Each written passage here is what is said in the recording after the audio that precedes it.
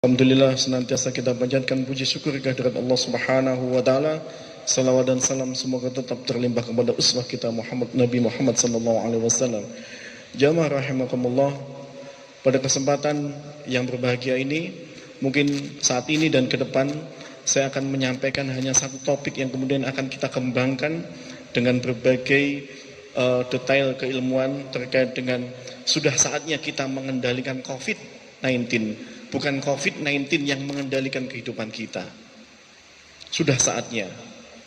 Jamaah rahimakumullah, berdasarkan sebuah ayat, wa nunazzilu minal qur'ani ma huwa syifaa'un wa rahmatun lil mu'minin, bahwasanya di dalam Al-Qur'an ada rahmah dan penyembuh, baik itu penyakit fisik dan penyakit mental, psikis yang diderita oleh makhluk hidup, terutama manusia. Jamaah rahimakumullah, pada suatu saat saya diajak oleh seorang dokter spesialis paru yang senior di wilayah Kediri, "Mas, ayo kita ngadakan Jumatan di rumah sakit itu, di masjid." Saya bilang, "Loh Pak, Anda berani ngadakan Jumatan kan nanti kalau keluarga pasien ada yang positif, jenengan bisa deteksi kah?" Dia kemudian berpikir ulang, "Oh iya ya, wah gitu ya Mas ya. Ya wes gini aja, nanti nunggu reda saja. Nanti kalau sudah pasiennya sudah reda, sudah negatif semua, sudah tenang, nanti saya akan kasih info jenengan, nanti kita adakan Jumatan." Oke, saya kemudian saya sadarkan bahwasanya apa, jamaah rahimakumullah, malam ini tadi saya terus terang berangkat ke masjid yang timur, Pak. Masjid Mustaqim saya sampaikan. Masjid Mustaqim itu letaknya di perempatan besar, di mana di situ berpotensi siapapun yang mampir bisa. Dan saya tadi masuk sholat jamaah Isya, walaupun saya terlambat, belum satu rakaat. Maksudnya ketika saya rukuk, ketika jamaah lain rukuk, saya baru datang. Saya dengan sadar melihat kanan kiri dan saya melihat AC dinyalakan. Hati ini saya takut, Pak. Hati saya takut. Ketika AC dinyalakan, ruangnya tertutup, beberapa jamaah tidak pakai masker.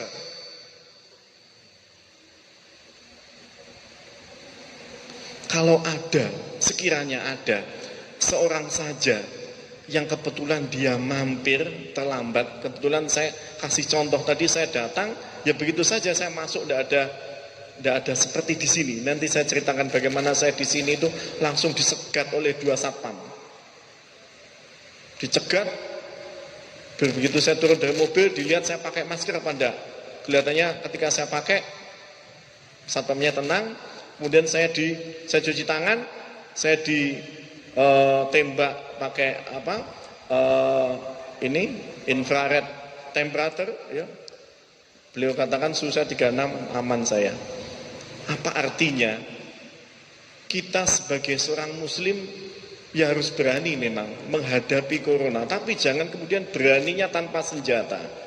Sebagaimana tadi seorang spesialis paru ngajak saya berperang kalau ada corona di masjid misalkan. Kalau enggak pakai pengaman, ya kita bisa mati konyol, jamaah sekalian. Nah, saya lihat di masjid itu, saya tengok kanan kiri, ada beberapa jamaah yang tidak pakai masker. Kemudian saya selesai sholat, saya langsung keluar. Saya menuju ke sini. Dan alhamdulillah di sini, saya dicegat satpam, sempat di temperatur tadi, kemudian saya masuk, hati saya tenang. Apa artinya?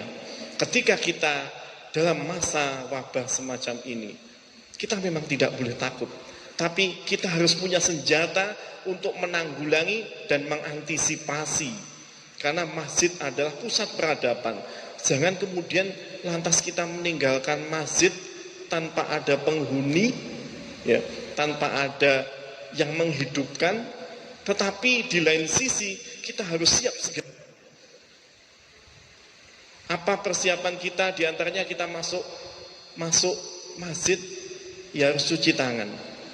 Walaupun di rumah sudah wudhu, kita tidak tahu selama perjalanan memegang apa saja. kemudian kita cuci tangan, kita masuk, kita pakai masker. Ya. Dan memang harus berani, takmir harus berani, kalau ada yang sakit, ya harus kita stop dulu. Kasihan jamaah. Kalau di Masjid Mustaqim misalkan, ada yang positif, di saya akan di-tracing semua itu jamaah. Akan dilihat. Nah, kalau di rumah sakit, misalkan di rumah sakit, masjid rumah sakit itu menerapkan langsung rapid test, ya saya berani. Rapid test semua, temperatur semua, sholat Jumat aman. Walaupun kemungkinan ada yang belum positif, artinya apa? Ketika rapid test memang yang dites itu antibodinya. Antibodi itu munculnya seminggu setelah terinfeksi biasanya. Paling tidak. Nah, kalau 1 minggu setelah terinfeksi biasanya tentaranya kita, tentara dalam tubuh kita, antibodi kita melawan itu, mati-matian terhadap virus, antigen atau benda asing yang masuk ke dalam tubuh kita. Jamaah rahimakumullah, saya sampaikan tadi, kita nggak perlu takut, karena dengan ketakutan itu justru dari tubuh akan turun. Kalau dalam sisi kedokteran konvensional, saya kemarin beberapa sampaikan, kalau kita takut, kita stres, daya tahan tubuh kita turun, maka tubuh kita keluar hormon namanya kortisol, yang justru dia menurunkan limfosit kita, sel darah putih kita, sehingga kemampuan untuk melawan bibit penyakit yang masuk menjadi lemah, menjadi turun. Kortisol ini dia menurunkan, bikin stres. Kalau stres keluar kortisol, dia akan menurunkan limfosit kita, yang di situ ada sel T dan seterusnya. Ya, akan menurunkan sel darah putih kita, ya, di mana dia bekerja sama dengan makrofag untuk membunuh kuman yang masuk di dalam tubuh kita. Jamaah rahimakumullah, kalau di dalam kedokteran tradisional, saya akan sampaikan nanti. Nah, saya ingat sebuah kejadian bahwa Al-Quran itu betul-betul mukjizat, dan itu saya temui, saya lihat dengan mata kepala sendiri.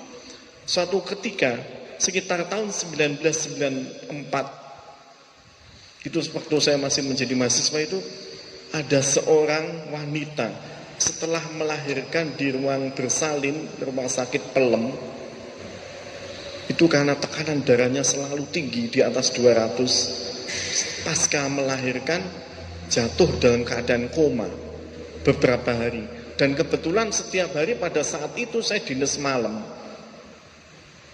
jaga malam sama senior saya dikasih beban tugas setiap 1/4 jam, mulai jam 9 pagi sampai jam 7 pagi itu saya 1/4 jam sekali harus Nancy, ngukur suhu, ngukur nadi, ngukur tingkat kesadaran. Setiap 1/4 jam. Ya. Saya lihat di situ suaminya dengan setia membacakan Al-Quran di samping telinga sang istri yang dalam keadaan koma. Ini bukan hoax, dan itu saya temui, tidak cerita. Jadi saya temui dengan mata kepala sendiri. Setelah hari kedua atau ketiga, saya lupa pada saat itu, ya, ibu ini tadi sadar total, GCS 456, artinya sadar total. Suaminya, dia seorang karyawan rumah sakit, dahulu satpam, saat ini dia masih bekerja. Saya ingin coba korek keterangan lagi, saya lupa sampai berapa hari tidak sadarnya, dan setiap malam dibacakan Al-Quran di samping telinganya.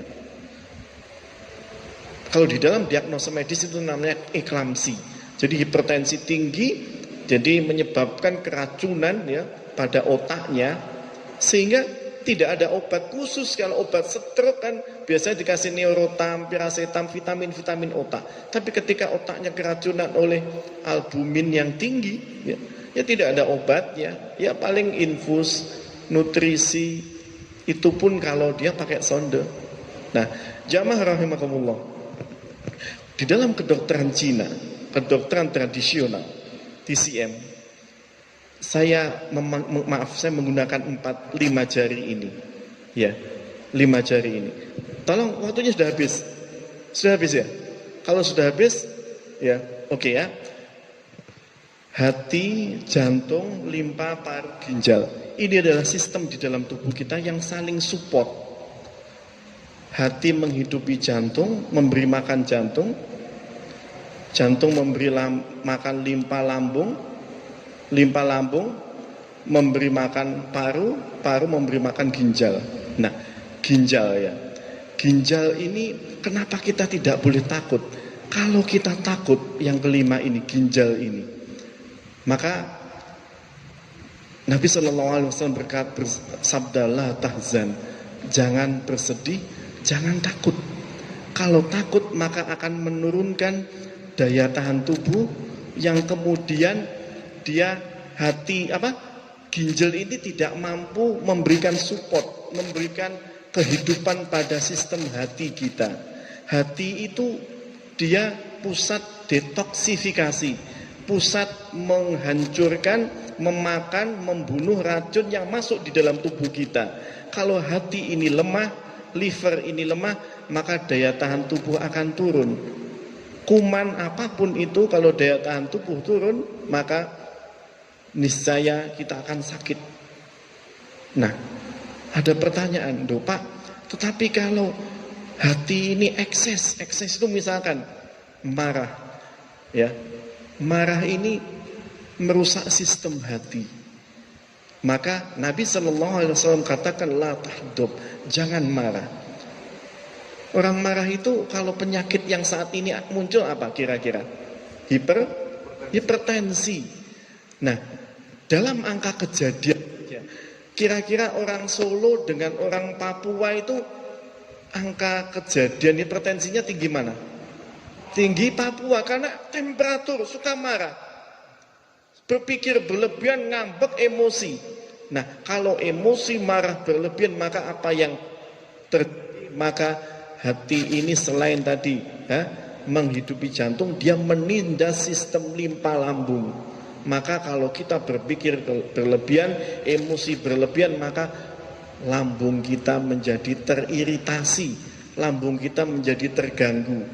Maka sebetulnya ketika seseorang menderita gastritis, boleh jadi dia emosi berlebihan, terpendam, tidak bisa tersampaikan dengan baik, tidak bisa memanajemen hati, tidak bisa memanajemen pikiran, sehingga gastritis lah dia, timbul gastritis. Kalau ada